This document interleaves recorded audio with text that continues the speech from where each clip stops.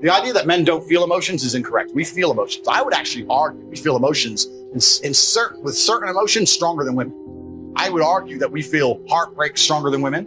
I would argue we feel anger like a woman could never understand. I would argue we are extremely emotional. Rage, pure rage. Well, it's feedback.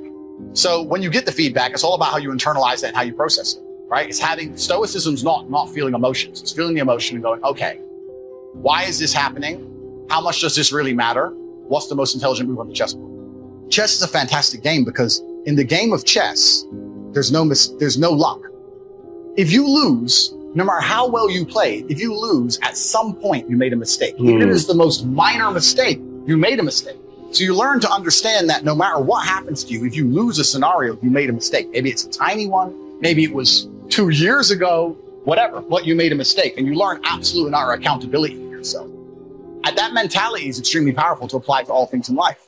The position I'm in now as the most hated man in the world, although I agree and I truly believe it's unfair, I still take complete responsibility for. I'm not going to sit here and say, I'm telling you why it happened when I talk about TikTok, YouTube Shorts, but I'm not going to blame them. Absolutely. They're a company making money and they're monetizing the best they can. Fantastic. All of this is my fault. But the Bugatti on my drive is my fault.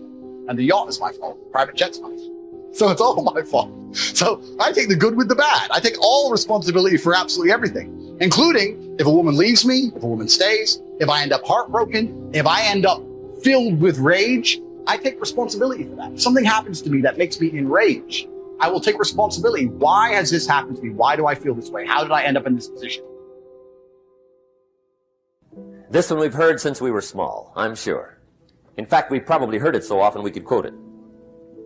It says, whatever you sow, what? You shall reap.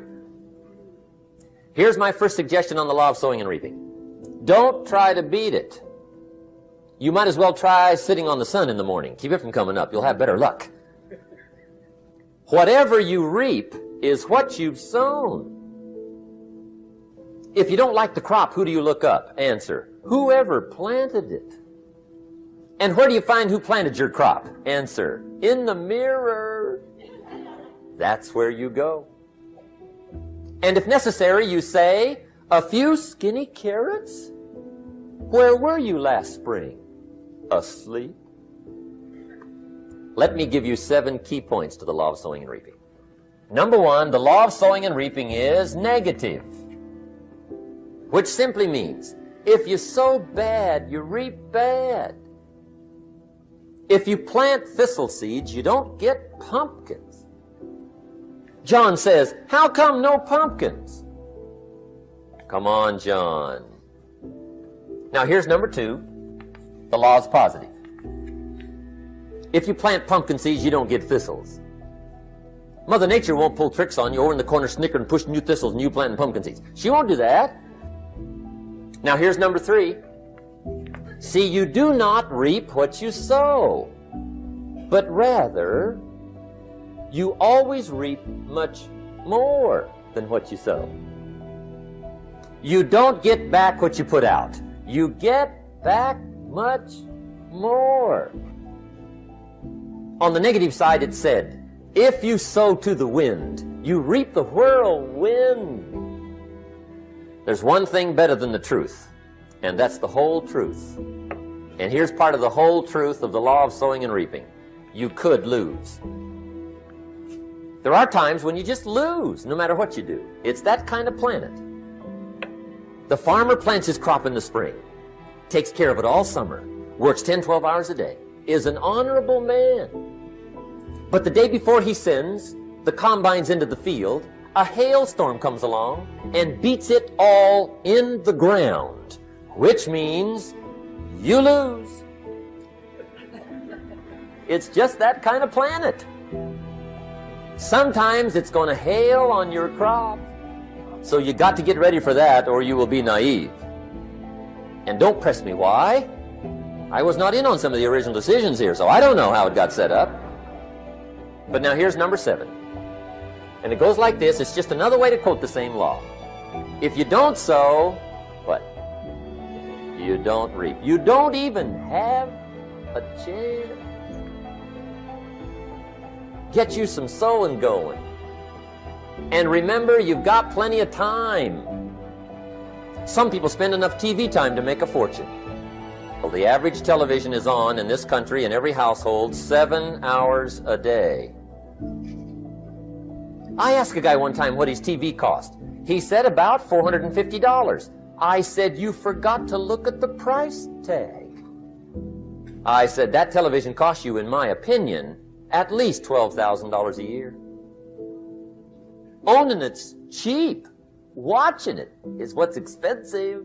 Pay a little, but not $12,000. And he's the guy that said, I hope pay TV never comes. And here's a good question to ask. We are all buying somebody's plan. The question is, whose? Who's got you talked into your present plan? Who's got you talked into doing what you're doing? See, 10 years from now, you will surely arrive. The question is, where? But now's the time to fix the next 10 years. And who can? Anybody. It's not what happens that determines the major part of your future. The key is what you do about it. We cannot change the circumstances, but we can change ourselves. If you will change, everything will change for you. Work hard on yourself and develop the skill. I'm telling you, your whole life can explode into change. Money, no problem. Future, no problem. If you just go to work on the right thing and start working on the inside, work on your philosophy, work on your attitude. And if you'll start making those personal changes, I'm telling you, everything will change for you. Seize the moment. Do you know how much time you have left? If you put everything off until you're sure of it, you'll never get anything done. When you have these ideas of greatness, you got to go forward. You got to go, man. Never wait on the right time, because the right time ain't ever coming. But if you don't do it now, when you gonna do it? Oh, when I get all my ducks lined up. Is that right? What if it's not duck season? Defer no time. Delays have dangerous ends. You were chosen to do the greater work. That's why you're still breathing. You're not a loser.